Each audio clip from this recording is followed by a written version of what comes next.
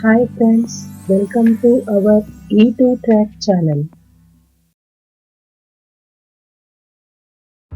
చిన్న ఉల్లిపాయలు అంటే సాంబార్ ఉల్లిపాయలతో సాంబార్ ఎలా తయారు చేసుకోవాలో ఇప్పుడు మనం చూద్దాం. కావలసిన పదార్థాల్లోకి వెళ్దామండి. క్యారెట్, పచ్చిమిర్చి, వెల్లుల్లి, కొత్తిమీర, కరివేపాకు, టమాటా ముక్కలు. కందిపప్పును ఉడికించి పెట్టుకున్నానండి.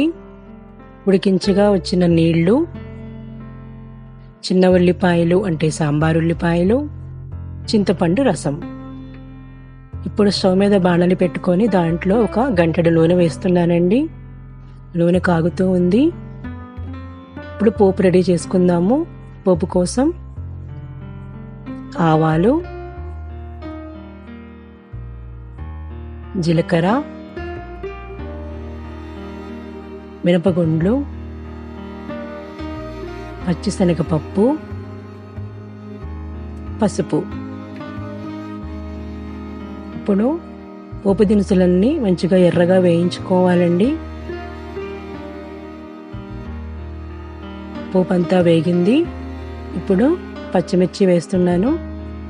పచ్చిమిర్చి కొంచెం వేపుకోవాలి. పచ్చిమిర్చి కొంచెం మగ్గిందండి. క్యారెట్ని సన్నగా పొడవుగా కట్ చేసుకున్నాను. నెక్స్ట్ వెల్లుల్లి కొంచెం మెదుపుకొని వేస్తున్నానండి. కరివేపాకు ఇవన్నీ వేసుకొని తాలింపులో కలిసేటట్టుగా మంచిగా కలుపుకోవాలి. ఇప్పుడు సాంబార్ ఉల్లిపాయలు ఒక 25 వరకు తీసుకున్నానండి నేను. ఆ ఉల్లిపాయలు కూడా పోపులో వేశాను. కూరగాయ ముక్కలన్నీ మంచిగా కలుపుకొని ఒక 40% వరకు మగ్గించుకోవాలి. అంతా మంచిగా కలుపుకొని మూత పెట్టుకొని ఒక 40% ఉడికే వరకు చూసుకోవాలండి. మూత పెడుతున్నాను. చూద్దామండి ఉడికిందో లేదో. ఓకే, ఒక 40% కూరగాయ ముక్కలు ఉడికాక టమాటాస్ వేస్తున్నాను. టమాటాస్ తొందరగానే ఉడుకుతాయి కదండి, అందుకే లాస్ట్లో వేస్తున్నాను. ఇప్పుడు టమాటాలు కూడా కూరగాయలతో పాటు ఉడకాలి. అన్నింటినీ ఒకసారి కలుపుకొని మళ్ళీ మూత పెట్టుకొని ఉడికించుకోవాలి. చూస్తున్నానండి ఉడికిందో లేదో. ఓకే, ఇప్పుడు కూరగాయ ముక్కలు ఒక 60% వరకు ఉడికాయి. ఇందాక చెప్పా కదండి పప్పు ఉడికించగా వచ్చిన నీళ్లు అని. ఆ నీళ్లు వేస్తున్నానండి ముక్కల్లో. ఈ పప్పు నీళ్లతో పాటు కూరగాయ ముక్కలన్నీ ఉడకాలి. ఆనియన్స్ లానే ఉండాలండి, గట్టిగా నొక్కకుండా మామూలుగా ఉడికించుకోండి. కావలసినంత ఉప్పు వేస్తున్నాను.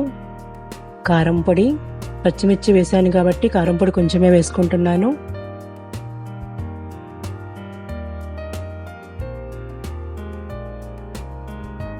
ఉప్పు కారం కలిసేటట్టుగా కలుపుకోవాలి.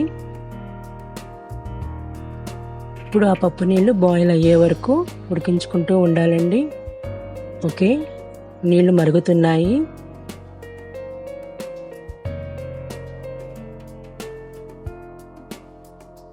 ఇప్పుడు మనము చింతపండు రసం పోసుకుంటున్నామండి. చింతపండుని ఒక పావు గంట ముందే గోరువెచ్చటి నీళ్ళలో నానబెడితే రసం తీయడానికి ఈజీగా వస్తుంది. చింతపండు రసాన్ని వేసాను. ఇప్పుడు పప్పు నీటితో పాటు చింతపండు రసం కూడా మరగాలి. ఆ చింతపండు పులుపు అంతా కూరగాయ ముక్కలకు పట్టేటట్టుగా మరిగించుకోవాలి. మనం ఉడకపెట్టుకొని పెట్టుకున్న కందిపప్పుని వేస్తున్నానండి నేను. జాగ్రత్తగా కందిపప్పు వేసుకొని మంచిగా కలుపుకోవాలి. ఇప్పుడు వాసన కూడా చాలా బాగా వస్తూ ఉంటుందండి మంచిగా. సాంబార్ మసాలా తీసుకుంటున్నానండి. సాంబార్ మసాలా వేసుకున్నాను. దాదాపు సాంబార్ రెడీ అయిపోయినట్టేనండి. మంచిగా బాగా మరిగే వరకు చూసుకోవాలి. సాంబార్ ఎంత మరిగితే అంత టేస్ట్గా ఉంటుందండి. చూడండి ఎలా మరుగుతుందో తెలుస్తుంది మనకి. ఇప్పుడు ఫైనల్గా కొత్తిమీర వేసుకుంటున్నామండి.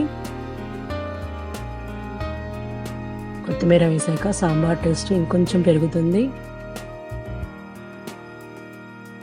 కొత్తిమీర వేసుకున్నాక ఒకసారి కలుపుకొని ఇష్టమైతే ఇంకొంచెం సేపు మరిగించుకోవచ్చు, లేకపోతే వెంటనే స్టవ్ ఆఫ్ చేసుకోవచ్చు.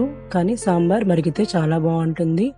వేడి వేడి సాంబార్ రెడీ అయిపోయిందండి. చాలా బాగుంటుంది. ఒకసారి ట్రై చేసి చూడండి. వేడి వేడి చిన్న ఉల్లిపాయల సాంబార్ రెడీ. నేను ఇడ్లీ చేసుకున్నానండి అదే రోజు. ఆ ఇడ్లీని సాంబార్లో వేసుకొని ట్రై చేశాను, బాగుందండి. సో ఇడ్లీ సాంబార్ కూడా ఇలా చేసుకున్నా కూడా బాగుంటుంది. కావాలంటే మీరు కూడా ట్రై చేసుకోవచ్చు. Thanks for watching. Please like, share and subscribe. Subscribe button మీద క్లిక్ చేసి లైక్ మరియు షేర్ చేయండి. మా మిగతా వీడియోస్ కోసం E2 ట్రాక్ ఛానల్ మీద క్లిక్ చేయండి.